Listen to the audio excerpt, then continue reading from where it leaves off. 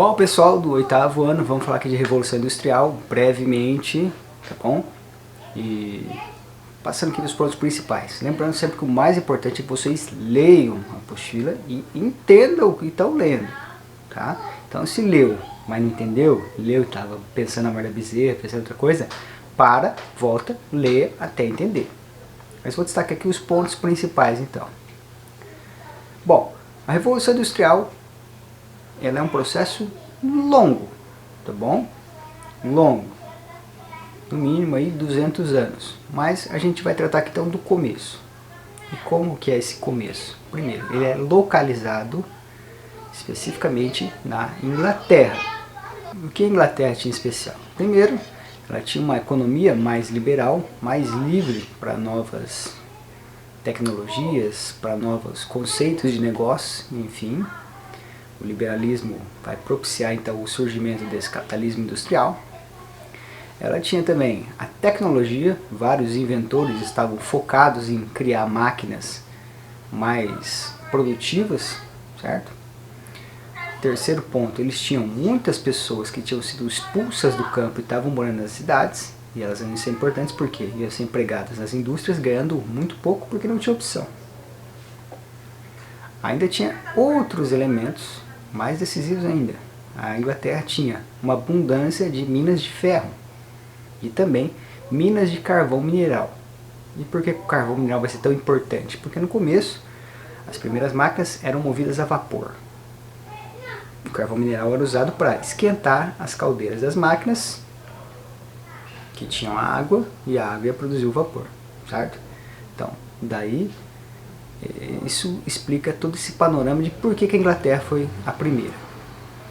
Então tem fatores econômicos, políticos, sociais, tecnológicos e também de recursos naturais, geográficos, né? Então tudo isso explica por que a Inglaterra saiu na frente. É importante a gente lembrar que essa primeira fase da Revolução Industrial ela é marcada justamente por aplicação das tecnologias na indústria têxtil, tá? E no começo, bem no comecinho da Revolução Industrial, estamos falando lá do século 17 por 18, as primeiras máquinas que vão ser utilizadas são máquinas movidas a água. Então por isso várias fábricas vão ser instaladas do lado de rios, certo? Isso é importante, porque vão criar cidades, fábricas, zonas industriais ao lado dos rios, tá? E também isso vai gerar poluição também, tem os efeitos colaterais. Várias dessas cidades e fábricas estão instaladas fora de Londres, como Manchester, Yorkshire e outras cidades importantes da Inglaterra. Depois desse primeiro período usando a força hidráulica, a força dos rios para movimentar rodas d'água, é que vai ser aplicado então o uso da tecnologia a vapor. E aí surge a necessidade de máquinas que precisam ser feitas de ferro, porque não dá mais para usar madeira, certo? Porque senão a madeira vai queimar usando energia a vapor. O grande impulso para a economia inglesa vem então quando eles conseguem usar a tecnologia a vapor nos navios e nos trens. Isso aí vai dar uma grande vantagem competitiva para a Inglaterra perante os outros países. No século XIX, a Inglaterra vai estar plenamente consolidada a sua Revolução Industrial e vai ser o país mais rico do mundo, o mais importante. Isso bem à frente do segundo e do terceiro, que estava aí a França, entre outros países. Porém, já no século XIX, a gente começa a segunda fase da Revolução Industrial. E aí ela passa a se espalhar. Ela sai da Inglaterra e chega também na Alemanha, na Bélgica, na França, nos Estados Unidos, tá? Em outros países que a gente chama de desenvolvidos hoje. Ela envolve novas tecnologias. Além do carvão mineral, vão surgir duas novas fontes de energia, a energia elétrica e o petróleo. Justamente nesse momento, século XIX também, que os ingleses vão passar a levar ferrovias, vender construção de ferrovias para o mundo inteiro, inclusive para o Brasil. Eles vão se espalhar pelo mundo levando as ferrovias, também vendendo navios a vapor. Esse momento é importante lá no final do século XIX, porque vai surgir um esporte muito popular que é o futebol. E o futebol tem origem na Inglaterra, e justamente, principalmente nas cidades industriais inglesas, como Manchester. Vocês sabem que Manchester tem dois times de grande importância na Inglaterra hoje, tá? Isso explica uma coisa curiosa. Por que nas colônias inglesas o futebol não é um esporte importante? E por que nos países que não foram colônias inglesas, o futebol é um esporte importante? Lembrando que o futebol é O futebol é o esporte mais popular do mundo. Por que isso então? O futebol era um esporte de pobre na Inglaterra, por isso que ele era praticado nas cidades industriais. Ele era praticado pelos operários, pelos familiares de operários. Era um esporte de pobre, que você não precisava ter muita coisa, bastava ter uma bola. Ou seja, por todos os lugares onde esses trabalhadores de ferrovias ou de marinheiros ingleses passavam, eles acabavam levando esse esporte. E foi assim, trouxeram para o Brasil, para a Argentina, para a França, para outros países, certo? Países que não foram colonizados por ingleses, porque eles iam lá para fazer ferrovias, ou então os marinheiros passavam pelos portos. E começaram então a espalhar esse esporte popular, barato e de pobre. Nos países em que a Inglaterra teve um domínio direto, os esportes que eram levados para esses países não eram o esporte de pobre, que era o futebol, e sim os esportes de rico, como o cricket. Só para você ter uma ideia disso, a Índia, que foi colônia britânica, até hoje o cricket é muito importante, é o esporte nacional da Índia, é o esporte mais popular.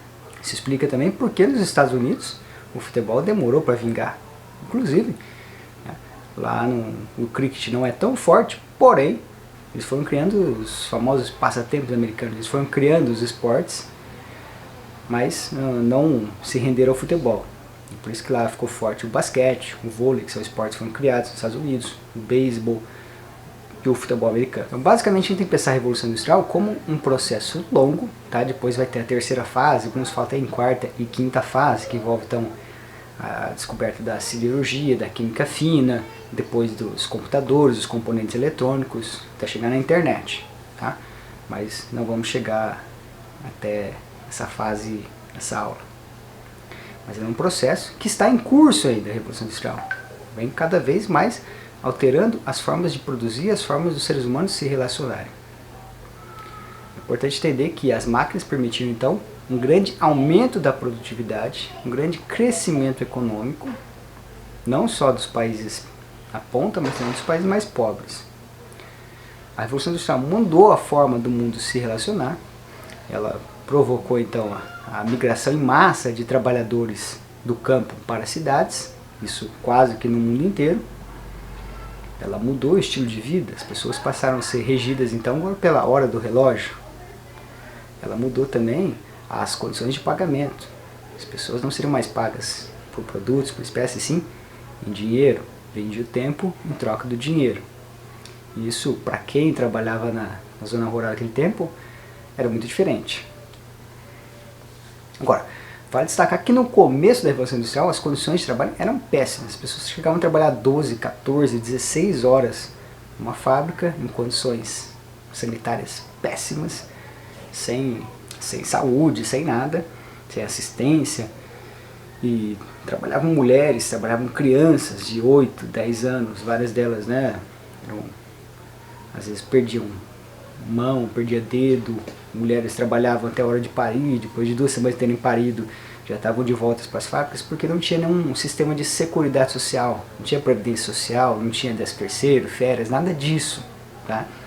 Isso foi surgindo ao longo dos séculos, após então muitas demandas, muitos movimentos dos sindicatos e dos trabalhadores unidos, fazendo greves, fazendo outros movimentos, para conseguir então mais direitos. Então o mundo aí tem uma longa jornada até chegar no que a gente conhece hoje, de poder trabalhar 8 horas por dia, o que passar disso é hora extra, de ter folga semanal garantida, de ter uma férias de 30 dias do ano. Tudo isso demorou muito tempo para ser conquistado e foi conquistado a duras penas, tá? Processo que, na verdade, só pôde ser realizado com a Revolução Industrial. Mas deu trabalho para conseguir isso. Nenhum patrão deu isso de mão beijada para os seus funcionários, beleza? Então, sobre a Revolução Industrial, inicialmente é isso. Eu acho que dá uma clareada no conteúdo, tá? E não deixe de ler e fazer os exercícios, tá bom? Vocês devem estar recebendo os grupos aí de que nosso recesso de julho foi antecipado para 6 de abril até 20 de abril, portanto, as próximas 2 semanas. E como a gente fica? Bom, eu não vou passar mais nada de novo.